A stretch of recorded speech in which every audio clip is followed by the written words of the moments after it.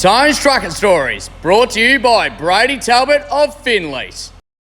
G'day guys, how you going? So today I'd just like to talk about being an owner-driver and just point out some of the things to consider before actually buying your own truck. Through my experiences, I just want to sort of give some hints and tips of things to do before you go out and buy your own truck and go out on your own.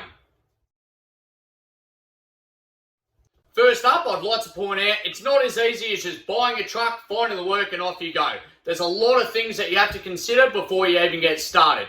You've got to remember you're effectively running a small business by yourself. So you're going to need a lot of help and support along the way. If you don't, you're really going to struggle. The next things you're going to need is a finance broker, because you're not going to be able to just go out and get the best loan for yourself. You'll also need an insurance broker to find the right deal for you, because it can be very, very costly and you don't want to be paying overs when you don't have to. You'll need a great accountant too, and keep all your taxes up to date before you even get started. The next things you'll also need is a bookkeeper. Either that, or you can do all the invoicing yourself, which you'll also need to learn how to use invoicing programs, etc. to be able to do that, to be on top of the cash flow.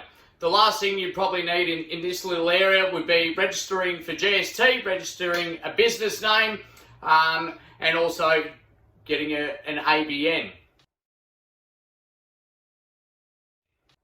The next stage is how much money you're going to be able to borrow to buy a truck. Chances are, if it's the first time round, you're not going to be able to buy a brand new one or even an expensive one. Banks are pretty tight on how much you can borrow to buy a truck, especially being a new venture.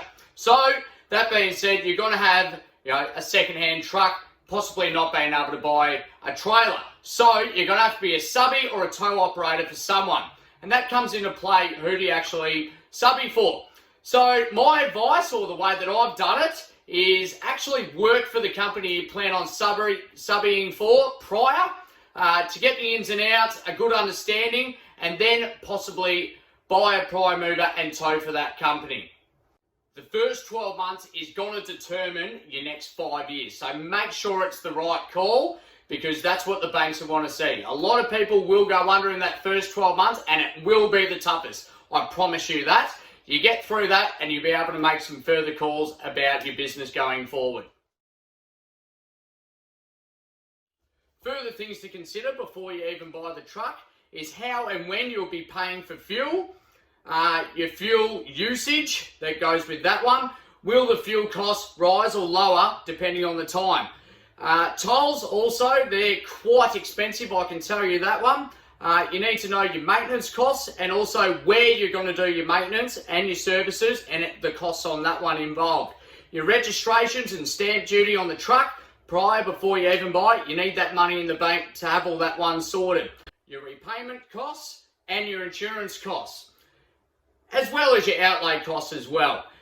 You've also got to keep in mind that chances are you'll actually be paying your first repayment on the truck before you actually get your first paycheck, depending on what conditions you're on. So keep that one in mind also. You've crunched all your numbers and done all the groundwork and worked out if it's a feasible option. You've actually got to work out how much money do I need to make a week to make this work and want to keep going forward. So now that you're about to buy the truck, what you're going to have to look at here is don't get blinded by the bling. I can tell you that one. Go out and find the most suitable truck for the work that you're doing. So that means take time, have a look at the service and maintenance history. Don't just skimp on that when you see the first truck. When was the last time that it got a rebuild, if it's had one at all? The most important thing I think I can say here is a truck has always been sold for a reason. So you've got to work out what that reason is before you buy it. So there you go, guys. I don't know everything about it, but from my personal experience, this is what I sort of want to pass on to anyone that is looking to buy a truck and go out on their own. I don't have all the answers, I never will, but hopefully this may help you out in your endeavour and dream to own your own truck. Cheers.